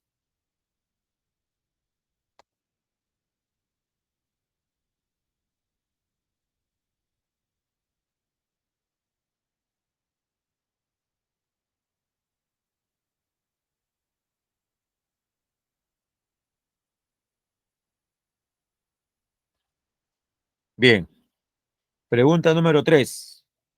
La Carta Democrática Interamericana es un instrumento de la OEA que refuerza la defensa activa de la democracia representativa en la región. Dentro de este marco, identifique los enunciados correctos relacionados con este documento internacional. Bueno, esta carta fue suscrita, curiosamente, un 11 de septiembre del 2001. Ayer fue 11 de septiembre. Ayer, especialmente en Estados Unidos, se conmemoraron ¿cuántos años ya de la caída de las Torres Gemelas? Jóvenes, a ver, ¿cuántos años han pasado ya de la caída de las Torres Gemelas? Si fue el 2001. ¿Estás seguro, Ángel? ¿Cómo pasa el tiempo, no? Ya 21 años. Ustedes ni habían nacido. La mayoría de ustedes no habían nacido. 21 años ya del atentado a las Torres Gemelas. Bueno, el mismo día del atentado, aquí en Lima, jefes de Estado de los principales países de la OEA firmaron la Carta Democrática Interamericana. Profe, ¿cuál es el objetivo? Veamos con los enunciados lo que corresponde a esta carta. Uno, se aplica como alternativa de solución. Hasta ahí es correcto. A una crisis económica, la Carta Democrática se aplica cuando un país tiene crisis económica. Falso. Cuando se interrumpe, cuando se interrumpe el orden democrático, que sería en todo caso una crisis política, no económica. La primera es falsa, porque si fuera así, la carta en cuántos países se aplicaría? Prácticamente en la mayoría de América Latina. Dos, ante un golpe de Estado, la OEA asume una función transitoria de gobierno. Jóvenes, si en un país de la región se da un golpe de Estado, la OEA tiene la fuerza para entrar con sus tropas e instaurar un gobierno transitorio. ¿La dos es verdadera o falsa, jóvenes? ¿Qué cree usted? Falso. No puede hacer eso la OEA. Tres, permite que los estados busquen respaldo de otros países para restablecer la democracia y su sistema constitucional. O sea, hacen un llamado. Un grupo de países hace un llamado a que se restablezca el orden institucional y la defensa de los derechos humanos de la población. La tercera es verdadera. Cuatro, Se adopta la democracia como un derecho, con mecanismos preventivos para evitar que ésta se interrumpa. Verdadero. Jóvenes, entonces, ¿cuál sería la clave?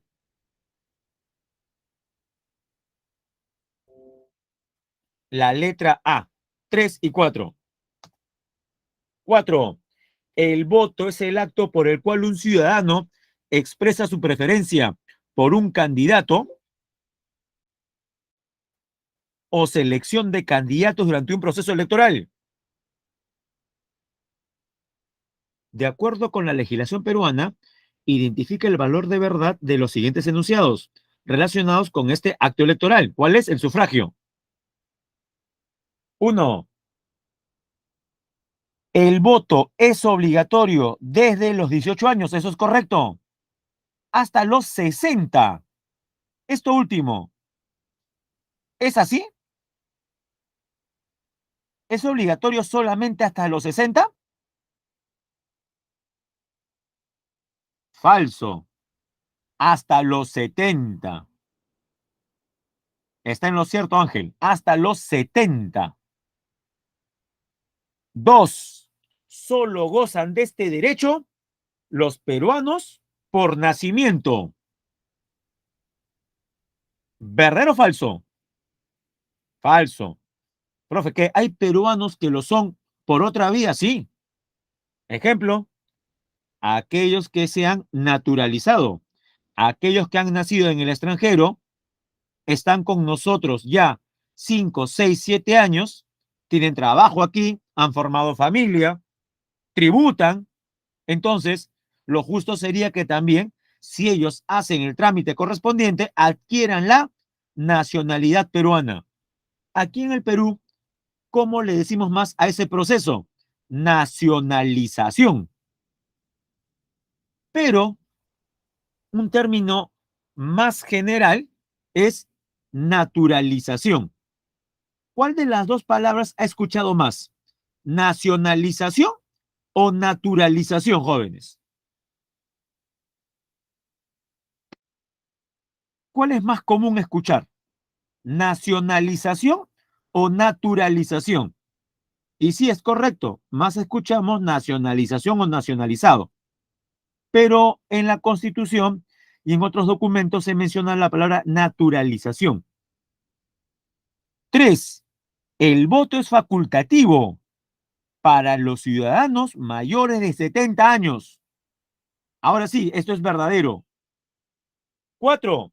Los ciudadanos que no concurren a los comicios son sujetos a multa. Verdadero, pero como dijimos hace unas semanas,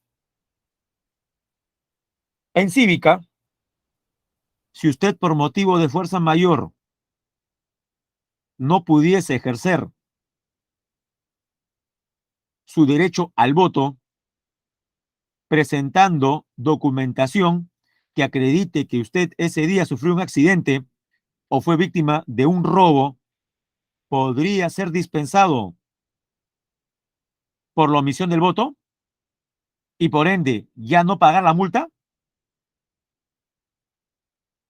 Sí se puede. Díganme, correcto, Carmen. ¿Ante qué ente electoral se hace el trámite? ¿Ante la OMPE, ante el RENIEC o ante el jurado? Excelente, Carmen. Ante el Jurado Nacional de Elecciones se hace el trámite correspondiente. Jóvenes, en la 4, entonces, ¿cuál es la clave?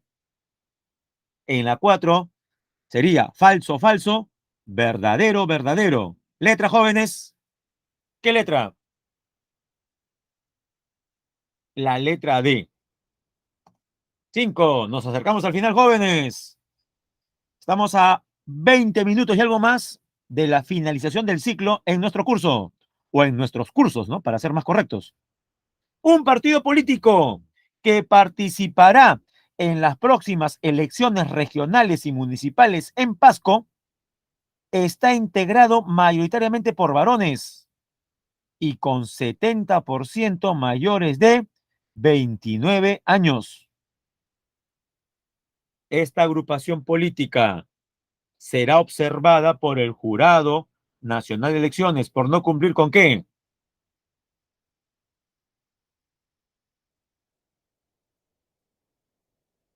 Correcto. Por no respetar la cuota electoral mínima por género. Y esta cuota, ¿qué nos dice? Que la proporción entre hombres y mujeres debe ser 50-50. Y es más, en forma alternada. Hombre, mujer, hombre, mujer, hombre, mujer.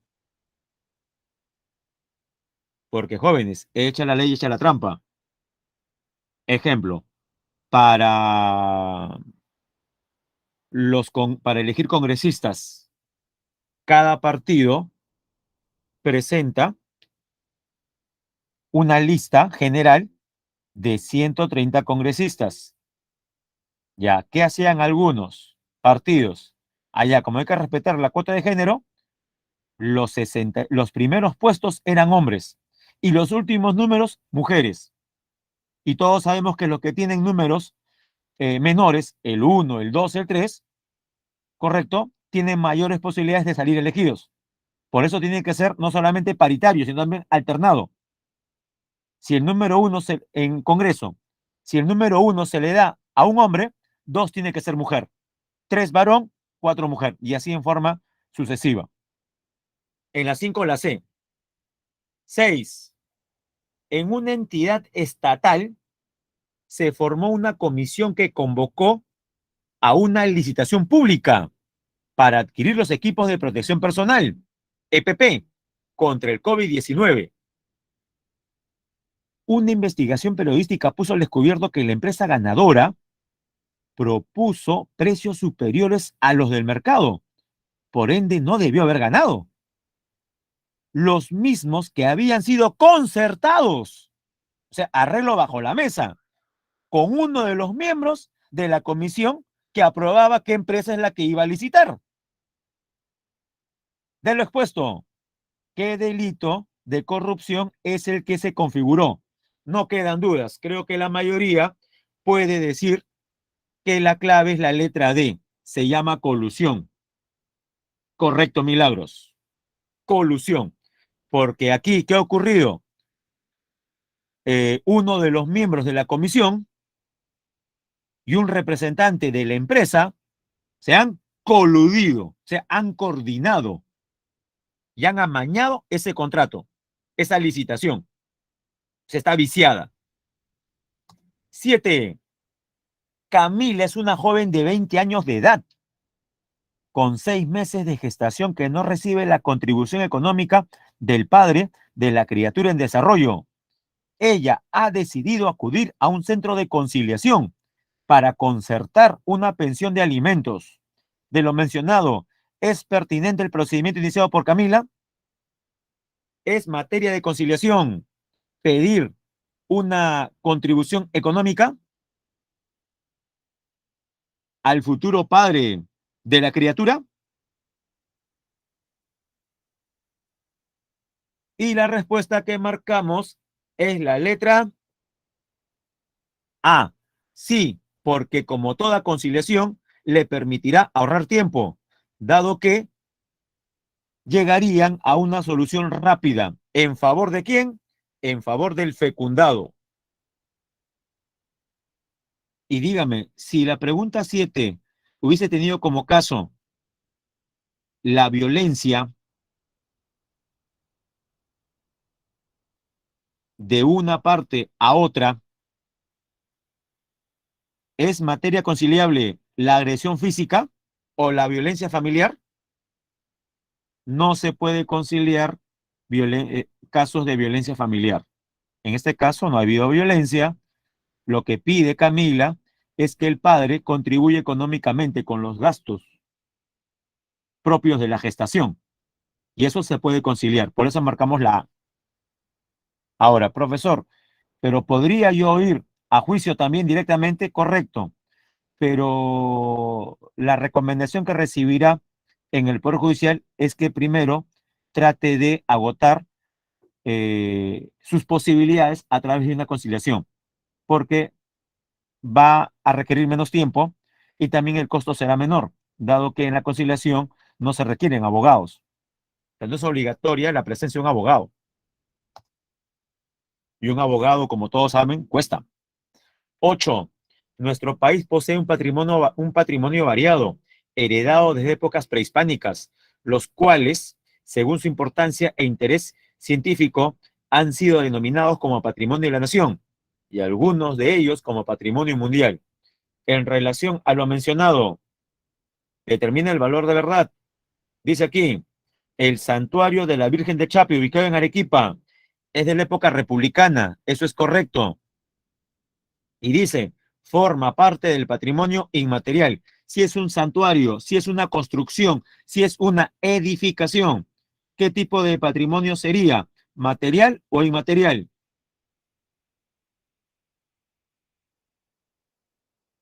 Sería un ejemplo de patrimonio material. Y encima, ¿material qué? ¿Mueble o inmueble? Inmueble. Y también es falsa porque la pregunta hace referencia a épocas prehispánicas y este santuario corresponde a la época republicana. O sea, por todos lados este enunciado es falso.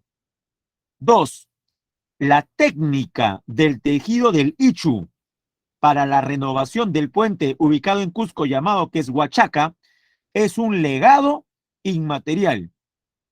¿Verdadero o falso? Verdadero, porque se refiere a la técnica que es transmitida de generación en generación. Tres, el santuario histórico de Machu Picchu es categorizado como patrimonio mundial mixto. Verdadero. ¿Por qué mixto? Porque tiene elementos de patrimonio cultural, pero también de natural.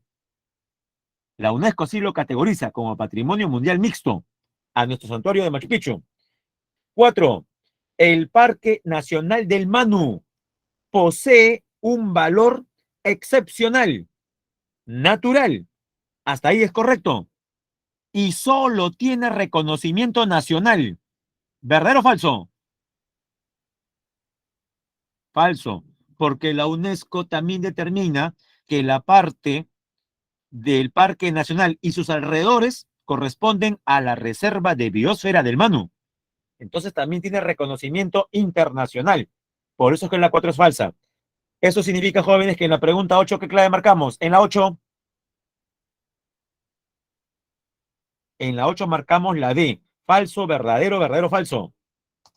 Vamos por la 9. De este tema hemos hablado bastante en clase.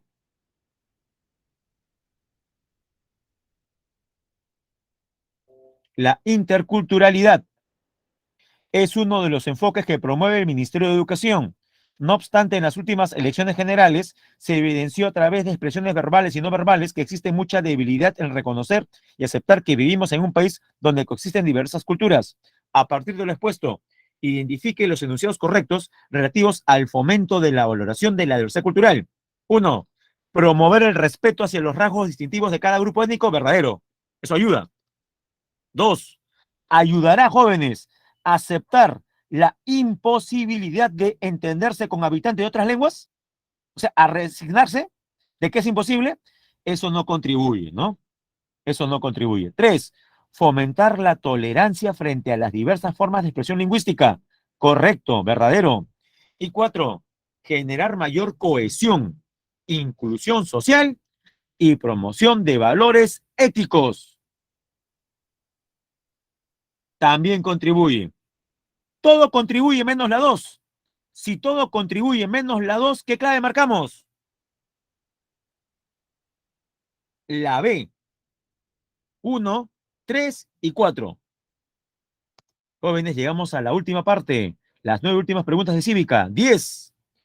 Una universidad, en el marco de sus actividades para la celebración del Bicentenario de la Independencia, transmitirá en su plataforma digital de manera abierta temas relacionados con la historia, el folclore y la literatura nacional para resaltar la peruanidad. Estas acciones tienen como principal propósito, dice, principal propósito, porque, por ejemplo, la B dice, difundir los mejores trabajos de investigación de la Casa de Estudios. ¿Será este un objetivo? Sí, pero no es el principal. D, impulsar el empleo de las nuevas tecnologías de la información. También será un propósito, pero ¿será el más importante? En todo caso, sería secundario. ¿Cuál sería el principal propósito? La clave C, promover la construcción de la identidad nacional en la comunidad, no solamente universitaria.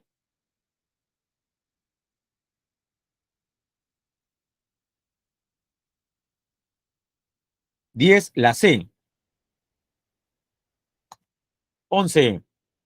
El Estado peruano es la nación jurídica y políticamente organizada, asentada sobre un territorio. Determina el valor de verdad de los siguientes enunciados relacionados a sus elementos que lo conforman. No se olvide que todo Estado presenta territorio, nación, gobierno y soberanía. Al respecto, leamos sobre cada uno. 1. El gobierno del Perú se establece como democrático, lo es. Representativo, lo es según la Constitución. Y dice centralizado. ¿El gobierno en nuestro país es centralizado o descentralizado? ¿Cómo se ejerce el poder en el Perú? De manera descentralizada. Eso significa que el primer enunciado es verdadero o falso. La 1 es falsa. 2. El territorio comprende únicamente el litoral costero, el suelo y el espacio aéreo. ¿Verdadero o falso? Falso, porque también comprende el subsuelo y el dominio marítimo. Es decir, nuestras, a ver, díganme, el número de millas de soberanía que tenemos todavía. Y esa fue la razón por la cual finalmente renunció el ministro, ahora exministro de Relaciones Exteriores. ¿Se enteró de ello, jóvenes? Se enteró que a mitad de semana, a mitad de la semana pasada, fue defenestrado el ministro de Relaciones Exteriores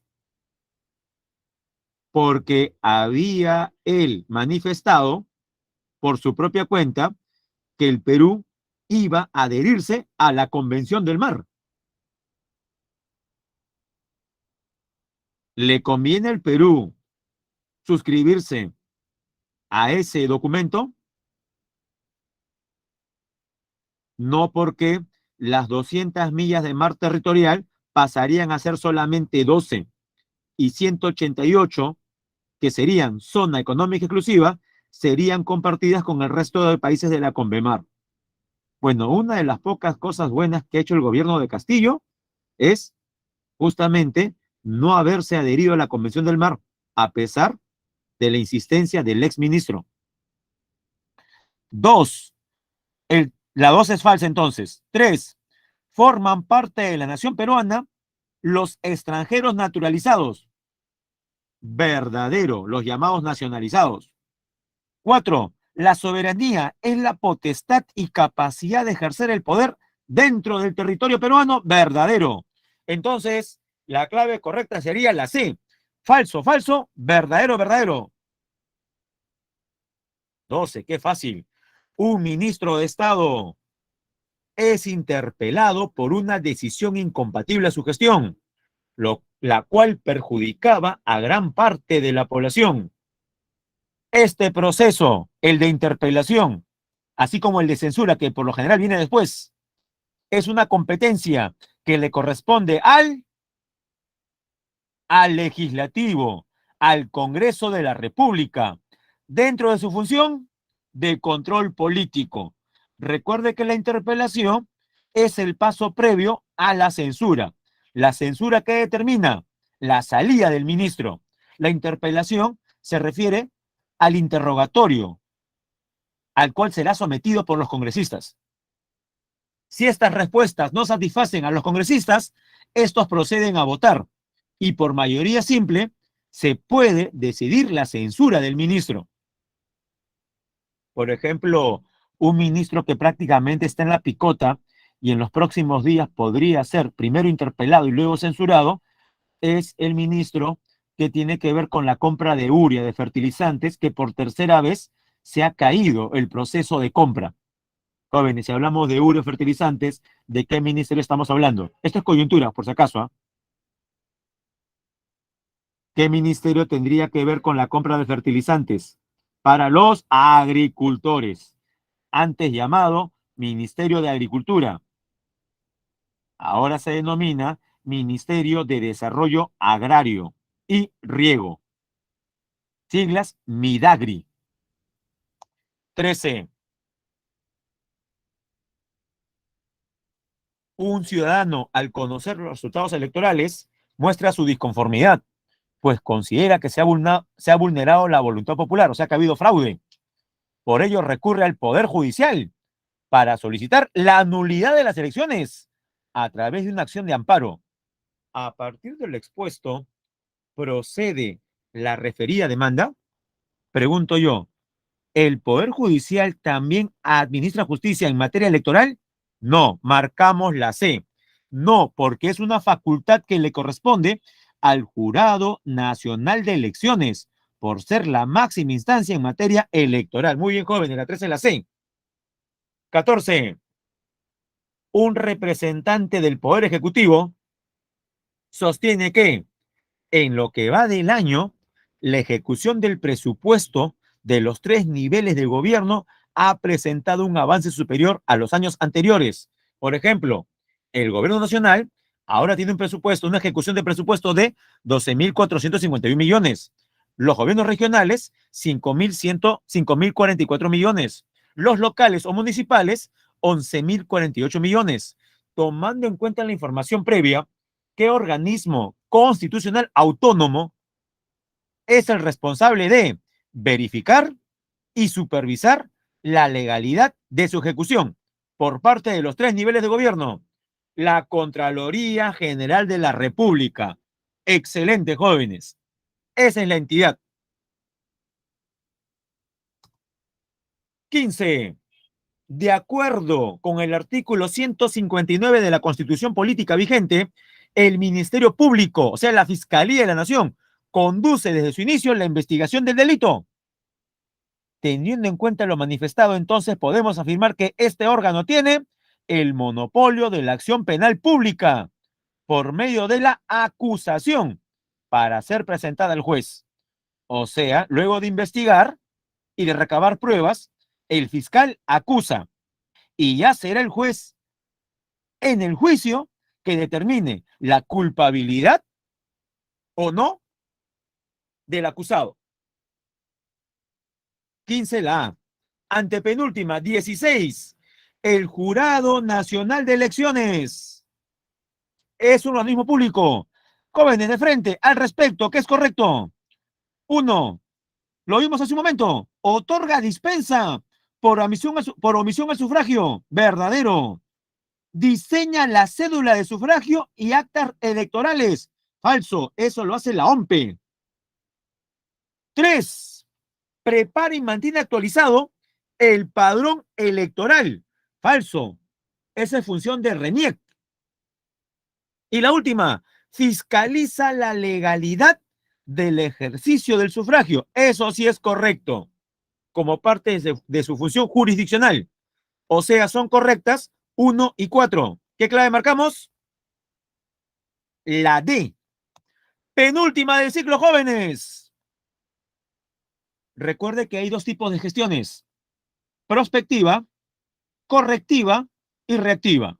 Dice, en el marco de la política de Estado de gestión del riesgo de desastres, el proceso de prevención es un conjunto de acciones que buscan evitar la generación de riesgos futuros, realizando estudios de amenazas por factores externos y de vulnerabilidad por factores internos. Este proceso corresponde al componente de la gestión prospectiva, que se encuentra a cargo ¿de quién? Del CENEPRED. El CENEPRED se encarga de las dos primeras gestiones. Prospectiva, ejemplo, estudios, planes, análisis. La correctiva, que también hace CENEPRED, tiene como ejemplo la reubicación de viviendas en alto riesgo, el reforzamiento de estructuras. Y la reactiva corresponde al INDECI. En la 17 marcamos la letra C. Y la última del ciclo, jóvenes. Usted sabe que en el artículo 137 se menciona la posibilidad que el presidente con acuerdo del Consejo de Ministros y dando cuenta al Congreso de la República, pueda decretar dos tipos de regímenes de excepción: el estado de emergencia y el estado de sitio. Al estado de sitio le mencioné la semana pasada, en otros países, ¿cómo le llaman? ¿Estado de qué? De guerra. ¿Cuándo se decreta estado de sitio? Cuando hay peligro inminente de invasión externa, guerra con otro país o guerra civil, es decir, guerra interna.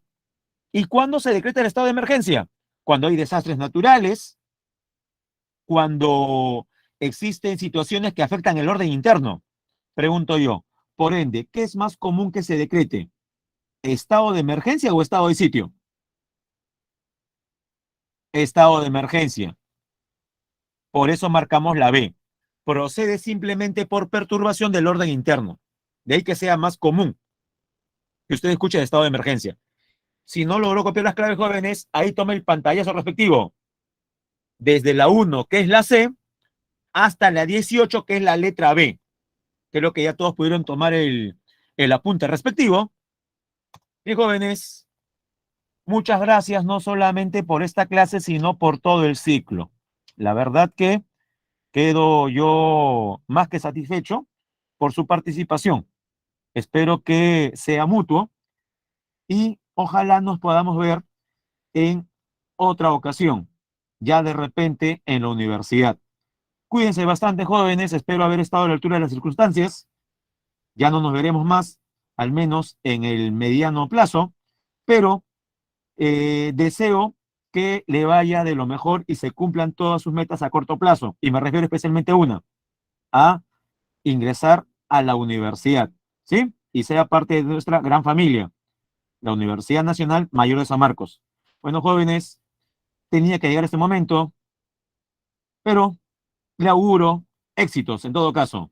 Cuídense mucho, jóvenes. Voy a dejar de presentar el material entonces primero.